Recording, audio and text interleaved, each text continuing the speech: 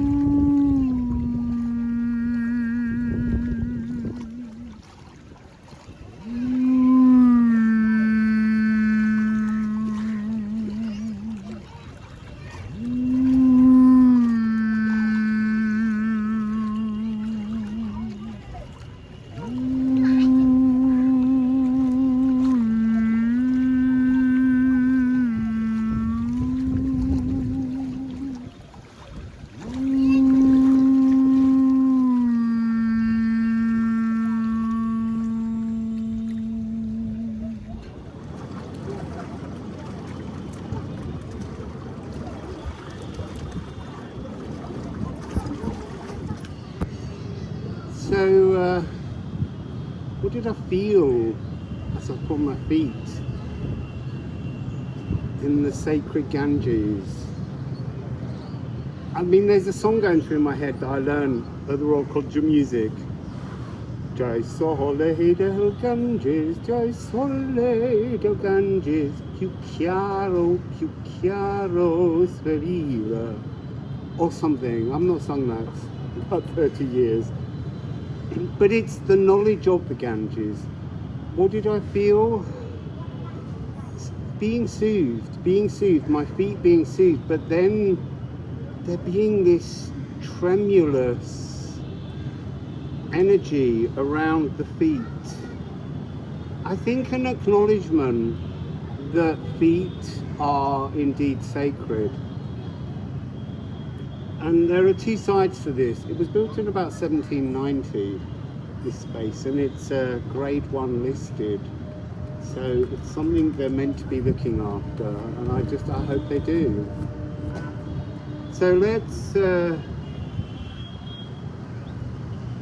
you see, I'm getting an energy here of, I think there were times, sorry, I just turned that the wrong way. I think there were times when bodies have been cremated, put into the river, but there is a sense of the pain of a ghost, I mean many ghosts, in this area.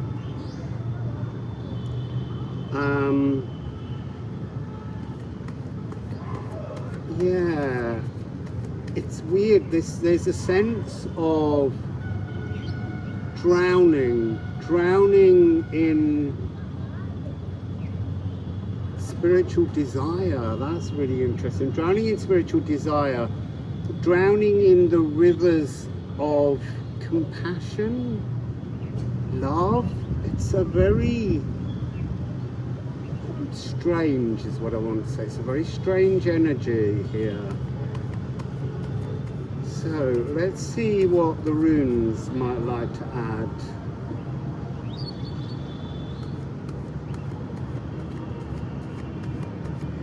I can't believe I've stood in the Ganges. I'm going to step in it again. Because I've still got this scab on my knee, I want to do it all slowly till we have a total immersion. But that's all part of a journey to unfold. Today really is about the feet. There's a build-up of heat now in my back. Oh, that's so beautiful. the watchers, the animal totems, the insects, and they are everywhere here, but also the perfect timeline, walking the golden path, the dawn, the cockerel crowing something new beginning, a connection to all of the kind of mystical fauna. It's all taking place. So let's see what else we have. We are all creation's creatures. We are all creation's creatures. And as I said that, loads of flies landed. So, let's see what else we have. You are in your perfect timeline. You are, see, I've got 1013, a completion and then a divine energy frequency coming in. Refilling your emotional emptiness. Sit with the video, play the video again, sit and imagine my feet are your feet, because all feet are one feet, and feel the energy of the sacred waters of the Ganges grounding us, allowing us to be in a space where we can recharge. It's a really key energy.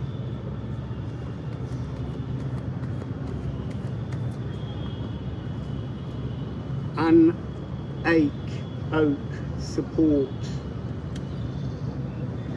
So the energy, see tea, tannins, bark of trees, this notion of spirits, beings supporting the existence, sacred life coming through. It's really important.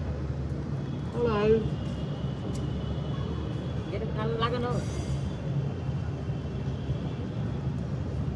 So sacred life coming through, this notion of watering the seed, and that's exactly what happened here. We watered the seed. So that's beautiful. Let's get a couple of musical alchemy cards, and then I've got a many-mile walk home.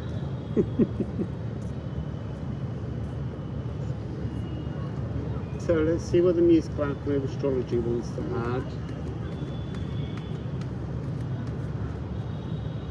I was going to say again, I can't believe I just stood in the Ganges and I'm sharing that energy with you. It's a beautiful frequency.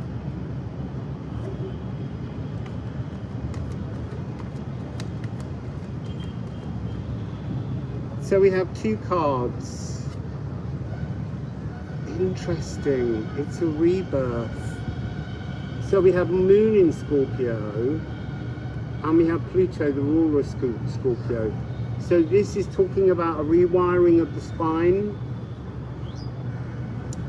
bringing the spine all the way down past the coccyx into the feet, into the soles of the feet, to rebirth dormant ice volcanoes beckoning. I'd love an ice volcano at the moment. It is so hot and humid here. Unknown metamorphosis from bismuth. Bismuth can be used to draw, and so there's something here about redrawing the world in which you live, the sung realm recreation, intensifying these emotions, and the portal of re-death, to be reborn. So I am selfless. That's really tying into a notion of Sikhism. I'm not saying Hinduism doesn't have it, but that's what's coming through. And we will go at some point to Amritsar, I hope. And then to be unearthed, to use your seer eye to see through the winter and see that winter is actually always summer. So there's something of an evergreen dream, an evergreen existence, No more deciduous blooming and then the fall of all the leaves in autumn. This is unearthing cellular balance and allowing spiritual wealth. But somehow the message is it begins with your feet, not your mind. Awash with fully expressive psychic fluidity. So let's just get one more, and then I might just sneak back into the Ganges.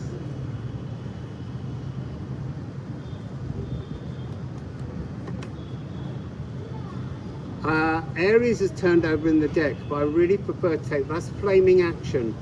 Take action now to awash, to clean. You see, I'm getting images of Mary Magdalene washing the feet of Jesus. Again, that was the image.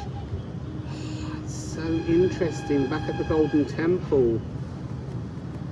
The washing of the feet because they're sacred, not because they're dirty. Because like the roots of the Yggdrasil tree, it will heal you. Spine and nervous system. Now we've got Pluto and Chiron.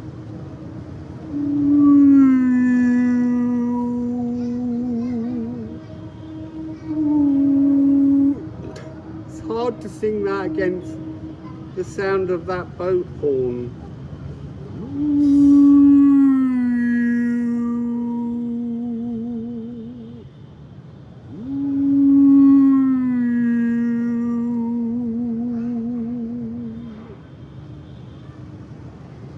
So yeah, what was I saying before I got caught on that Chiron?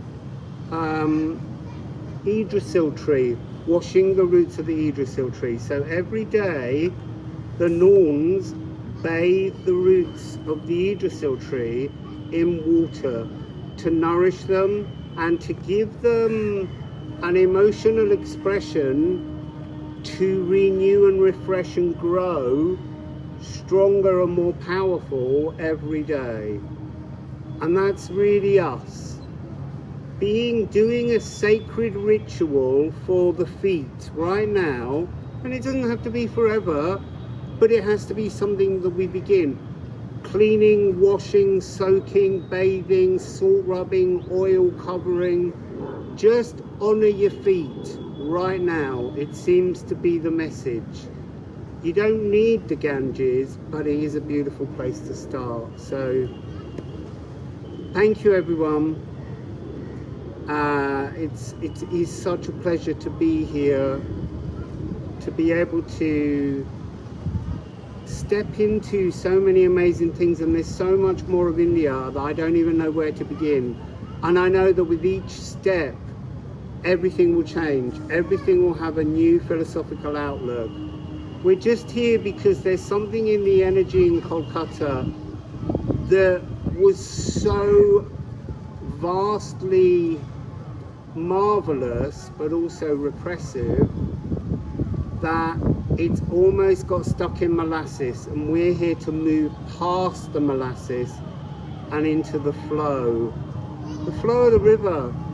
The river is consciousness, the sea is physical.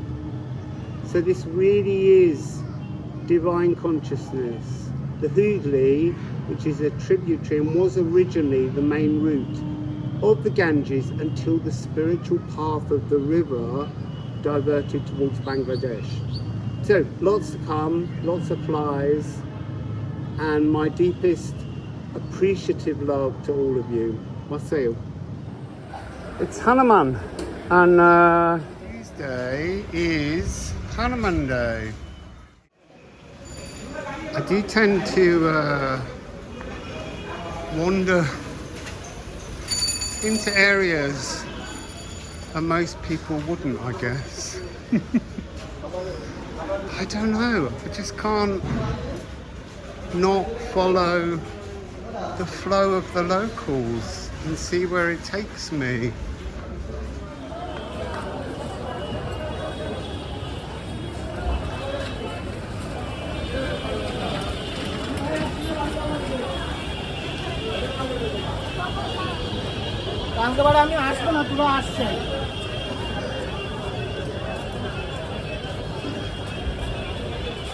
so it led to the start of the flower market. And the scent is amazing. Flowers and spices.